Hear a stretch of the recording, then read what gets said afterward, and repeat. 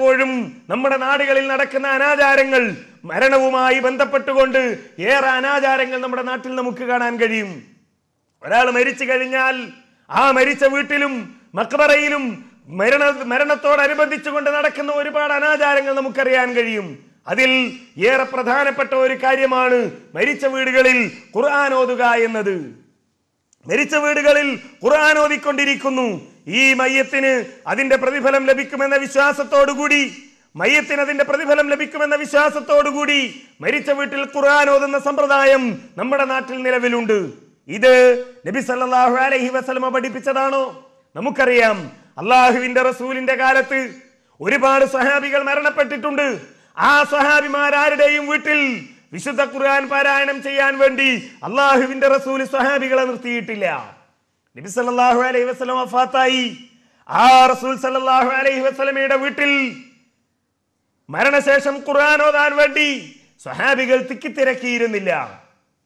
അബൂബക്കർ സിദ്ദീഖ് റളിയല്ലാഹു അൻഹു മരണപ്പെട്ടപ്പോൾ അദ്ദേഹത്തിന്റെ വീട്ടിലോ, ഉമർ ഇബ്നുൽ ഖത്താബ് റളിയല്ലാഹു അൻഹു മരണപ്പെട്ടപ്പോൾ അദ്ദേഹത്തിന്റെ വീട്ടിലോ, മറ്റേതെങ്കിലും സ്വഹാബിമാരുടെ വീടുകളിലോ വിശുദ്ധ ഖുർആൻ പാരായണം ചെയ്യുന്ന 3 ദിവസമോ 7 ദിവസമോ 15 ദിവസമോ പാരായണം ചെയ്യുന്ന, അതല്ലെങ്കിൽ മയ്യത്ത് കൊണ്ടുപോയി ഖബറിൽ വെച്ച് ആ ഖബറിന് മുകളിൽ ഒരു ഷെഡ് കെട്ടി വിശുദ്ധ ഖുർആൻ പാരായണം ചെയ്യുന്ന സമ്പ്രദായമില്ലായിരുന്നു. എന്നിട്ടും നമ്മുടെ നാട്ടിലുള്ള ആളുകൾ അത് ചെയ്തുകൊണ്ടിരിക്കുന്നു. സ്വാഭാവികമായും അത് ചെയ്യുമ്പോൾ ഇത് ദീനിൽപ്പെട്ടതല്ല എന്ന്, ഇത് ശരിയല്ല എന്ന്, ഇത് മതത്തിൽ പുതുതായി ഉണ്ടാക്കിയ കാര്യമാണ്, ഇത് പാടില്ലാത്ത കാര്യമാണ് എന്നീ സമൂഹത്തെ പഠിപ്പിക്കുകയും ആ തെറ്റിൽ നിന്ന് ആളുകളെ പിന്തിരിപ്പിക്കുകയും ചെയ്യേണ്ടവർ എന്താണ് ചെയ്തുകൊണ്ടിരിക്കുന്നത്? ദുർവ്യാഖ്യാനങ്ങളാണ് നടത്തിക്കൊണ്ടിരിക്കുന്നത്. ഹദീസുകളെ കൂട്ടിക്കുഴച്ചുകൊണ്ട് ദുർവ്യാഖ്യാനം നടത്തുന്ന അവസ്ഥ, ഹദീസുകളെ കൂട്ടിക്കുഴച്ചുകൊണ്ട് വിശുദ്ധ ഖുർആൻ പാരായണം ചെയ്താൽ കൂലിയുണ്ട് എന്നതിന്, അത് ഖത്തം തീർത്താൽ കൂലിയുണ്ട് എന്ന കാര്യത്തിൽ മുജാഹിദുകൾക്ക് തർക്കമില്ല. പക്ഷേ വിഷയം എന്താണ്? മരിച്ച വീട്ടിൽ ഖുർആൻ ഓതലാണ്.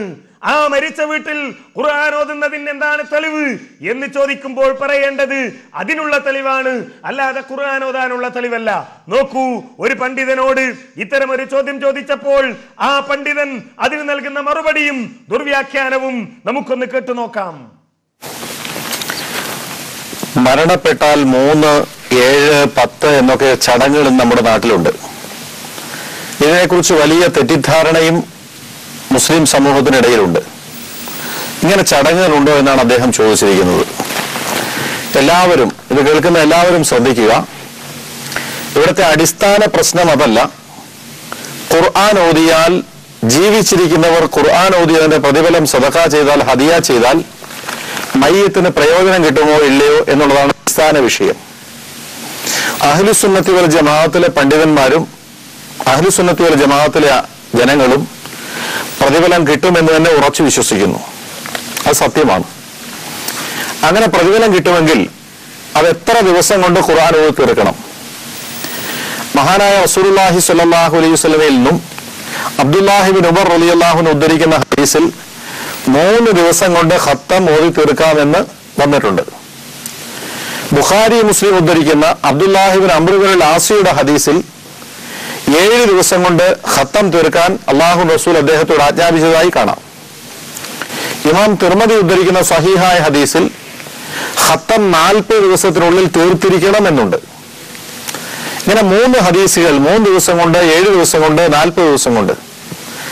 ഈ അടിസ്ഥാനത്തിലാണ് നമ്മുടെ നാട്ടിലെ 3, 7, 10, 40 ചടങ്ങുകളൊക്കെ ഉണ്ടായത്. ഖുർആൻ ഓതി തീർക്കുന്ന അനുസരിച്ച് മയ്യത്തിന് വേണ്ടി ദുആ ചെയ്യുന്നു.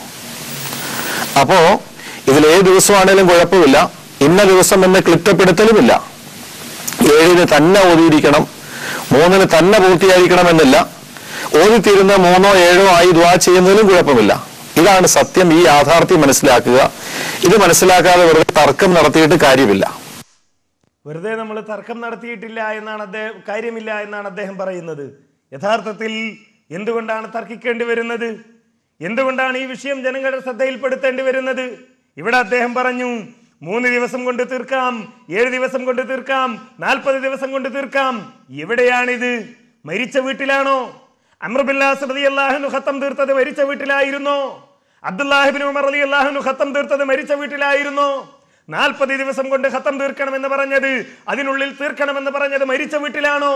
ഇവിടെ തർക്കമുന്നയിക്കുന്നത് മരിച്ച വീട്ടിൽ വിശുദ്ധ ഖുർആൻ പാരായണം ചെയ്യുന്നതിനാണ്. എന്നിട്ട് മാത്രമല്ല, അദ്ദേഹം പറഞ്ഞു അഹ്ലുസുന്ന വൽ ജമാഅയുടെ ആളുകളും പണ്ഡിതന്മാരും ഒക്കെ അത് മയ്യത്തിന് കിട്ടുമെന്നാണ് പറയുന്നത്. ഏതാണ് അഹ്ലുസുന്ന? അഹ്ലുസുന്നയിലെ അറിയപ്പെടുന്ന മുഫസ്സിറായ ഇമാം ഇബ്നു കസീർ റഹ്മത്തുള്ളാഹി അലൈഹി പറയുന്നു, സൂറ വലൈസ ലിൽ ഇൻസാനി ഇല്ലാ മാ സഅ എന്ന ആയത്ത് വിശദീകരിച്ചുകൊണ്ട് വമിൻ ഹാദിഹിൽ ആയത്തിൽ കരീമ ഇസ്തംബത ശാഫിഈ റഹിമഹുല്ലാഹ് വമൻ ഇത്തബഅഹു അന്നൽ ഖിറാഅത ലാ യസിലു ഇഹ്ദാ സവാബിഹാ ഇലൽ മൗത. ഇമാം ഷാഫിഈയും അതേപോലെ തന്നെ ഷാഫിഈ മദ്ഹബിലെ പണ്ഡിതന്മാരും അദ്ദേഹത്തെ പിൻപറ്റിയ ആളുകളും ഈ ആയത്തിൽ നിന്നാണ് മനസ്സിലാക്കിയത്, വിശുദ്ധ ഖുർആൻ ഓതി ഹദിയ ചെയ്താൽ അത് മരിച്ചവർക്ക് ലഭിക്കുകയില്ല. ലിഅന്നഹു ലൈസ മിൻ അമലിഹിം വലാ കസ്ബിഹിം, കാരണം അത് അവരുടെ അധ്വാനത്തിലോ അവരുടെ പ്രവർത്തനത്തിലോ പെട്ടതല്ല എന്ന് പറഞ്ഞതിന് ശേഷം ഇമാം ഇബ്നു കസീർ റഹ്മത്തുള്ളാഹി അലൈഹി പറയുന്നു, വലിഹാദാ, ഇക്കാരണത്താൽ തന്നെ ലം യുൻതബി ഇലൈഹി റസൂലുള്ളാഹി സ്വല്ലല്ലാഹു അലൈഹി വസല്ലം ഉമ്മതഹു വലാ ഹസ്സഹും അലൈഹി വലാ അർശദഹും ഇലൈഹി ബിനസ്സിൻ വലാ ഈമാഇൻ. അതിനാൽ തന്നെ നബി സല്ലല്ലാഹു അലൈഹി വസല്ലം ഇത്തരമൊരു പ്രവർത്തനത്തിന് ഒന്നുകിൽ നേർക്ക് നേരെ നസ്സോടുകൂടി ഖണ്ഡിതമായി, അതല്ലെങ്കിൽ മറ്റേതെങ്കിലും സൂചനകളിലൂടെ നിങ്ങൾ മരിച്ച വീട്ടിൽ മയ്യത്തിന് കൂലി ലഭിക്കുമെന്ന പ്രതീക്ഷയോടുകൂടി നിങ്ങൾ ഖുർആൻ ഓതിക്കൊള്ളുക എന്ന് കൽപ്പിക്കുകയോ നിർദ്ദേശിക്കുകയോ പ്രേരിപ്പിക്കുകയോ ചെയ്തില്ല.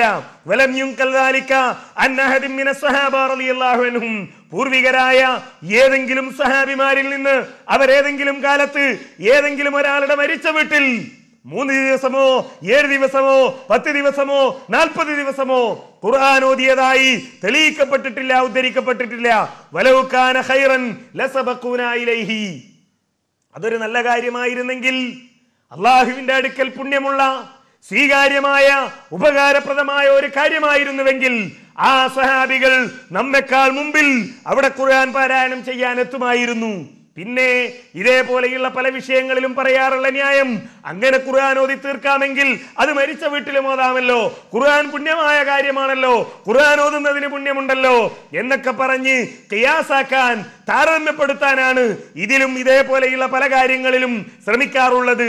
എന്നാൽ ഇവിടെ ഇമാം ഇബ്നു കസീർ റഹ്മത്തുള്ളാഹി അലൈഹി പറയുന്നു, വബാബുൽ ഖുർബാത്തി യുഖ്തസറു ഫീഹി അലൻ നുസൂസ് വലാ യൻസരിഫു ഫീഹി ബിഅൻവാഇൽ അഖീസ വൽ ആറാ. ഇബാദത്തിന്റെ കാര്യങ്ങളിൽ, പടച്ചതമ്പുരാന്റെ സാമീപ്യം ലഭിക്കുന്ന കാര്യങ്ങളിൽ, ഖുർബാത്തുകളിൽ, ആരാധനാകർമ്മങ്ങൾ, അത് എന്താണോ നസ്സായി വന്നിരിക്കുന്നത്, ഖണ്ഡിതമായി വന്നിരിക്കുന്നത്, അതിൽ മാത്രം പരിമിതമായിരിക്കേണ്ടതുണ്ട്. താരതമ്യപ്പെടുത്തലുകൾക്ക്, ഖിയാസുകൾക്ക്, അതേപോലെ തന്നെ വ്യക്തികളുടെ അഭിപ്രായങ്ങൾക്ക് അതിൽ യാതൊരു പ്രസക്തിയുമില്ല എന്നുകൂടി ഇമാം ഇബ്നു കസീർ പറയുന്നു. അതേപോലെ തന്നെ ഹിജ്റ 884 മരിച്ച ഹംബലി മദ്ഹബിലെ പണ്ഡിതനായ അബൂ ഇസ്ഹാഖുൽ ഹംബലി റഹ്മത്തുള്ളാഹി അലൈഹി രേഖപ്പെടുത്തുന്നു, വഖാല അൽ അക്സർ, ഭൂരിപക്ഷം പണ്ഡിതന്മാരും പറയുന്നു, ലാ യസിലു ഇലൽ മയ്യിത്തി സവാബൽ ഖിറാഅ, വിശുദ്ധ ഖുർആൻ മയ്യത്തിന് വേണ്ടി പാരായണം ചെയ്താൽ അതിന്റെ പ്രതിഫലം മയ്യത്തിന് ലഭിക്കുകയില്ല. അതിന്റെ പ്രതിഫലം അത് ഓതിയ ആൾക്ക് മാത്രമാണ് ലഭിക്കുന്നത്, അല്ലാതെ മയ്യത്തിന് ലഭിക്കുകയില്ല എന്ന് ഇമാം അബൂ ഇസ്ഹാഖുൽ ഹംബലി, ഹംബലി മദ്ഹബിലെ പ്രമുഖ പണ്ഡിതനാണ്, അദ്ദേഹവും രേഖപ്പെടുത്തുന്നു. ഇനി പറയൂ സഹോദരന്മാരെ, അഹ്ലുസുന്നയുടെ പണ്ഡിതന്മാർ, അഹ്ലുസുന്നയുടെ ആളുകൾ, അവരെല്ലാവരും ഇതിലേകോപിച്ചവരും അനാവശ്യമായി തർക്കിക്കുന്നവരുമാണോ? ഇമാം ഷാഫി വെറുതെ തർക്കിച്ചതാണോ? ഇബ്നു കസീർ വെറുതെ തർക്കിച്ചതാണോ? ഇമാം നവവി വെറുതെ തർക്കിച്ചതാണോ? അബൂ ഇസ്ഹാഖുൽ ഹംബലി വെറുതെ തർക്കിച്ചതാണോ? അല്ല, പ്രമാണങ്ങൾ ഉദ്ധരിച്ചുകൊണ്ടാണ് അവർ പറയുന്നത്, വിശുദ്ധ ഖുർആൻ ഉദ്ധരിച്ചുകൊണ്ടാണ് അവർ പറയുന്നത്. അതേപോലെ തന്നെ അല്ലാഹുവിന്റെ റസൂലിന്റെയും സലഫുകളുടെയും മാതൃകയില്ല എന്ന് പറഞ്ഞുകൊണ്ടാണ് ഈ പണ്ഡിതന്മാരൊക്കെ, അഹ്ലുസുന്നയുടെ പണ്ഡിതന്മാർ ഇത് കിട്ടുകയില്ല എന്ന് പറയുന്നത്. അത് മാത്രമാണ് മുജാഹിദുകളും പറയുന്നത്, അല്ലാതെ വെറുതെ തർക്കിക്കുന്നതല്ല എന്ന് നാം മനസ്സിലാക്കേണ്ടതുണ്ട്. സ്വാഭാവികമായും ഒരു ചോദ്യം ഉയർന്നു വരും, എന്തിനാണ് ഇങ്ങനെയൊക്കെ മുജാഹിദുകൾ ഇത് പറയുന്നത്? എന്തിനാണ് ഇങ്ങനെ ഏതെങ്കിലും ഒരു പണ്ഡിതൻ പറയുമ്പോ, ഏതെങ്കിലും ഒരു പണ്ഡിതൻ ഒരു പരിപാടിയിലൂടെ ഇത് അവതരിപ്പിക്കുമ്പോ അതിന് എന്തിനാണ് മുജാഹിദുകൾ എതിർക്കുന്നത് എന്ന് ചോദ്യം സ്വാഭാവിക സ്വാഭാവികമായി ഉയർന്നു വരാൻ സാധ്യതയുണ്ട്. ഉത്തരം വളരെ ലളിതമാണ്. ഇത്തരം പരിപാടികൾ അവതരിപ്പിക്കുന്ന ലേബൽ, ഇത്തരം പരിപാടികളിലൂടെ ആളുകളോട് പറയുന്നത് ഇതാണ് ഇസ്ലാം എന്നാണ്.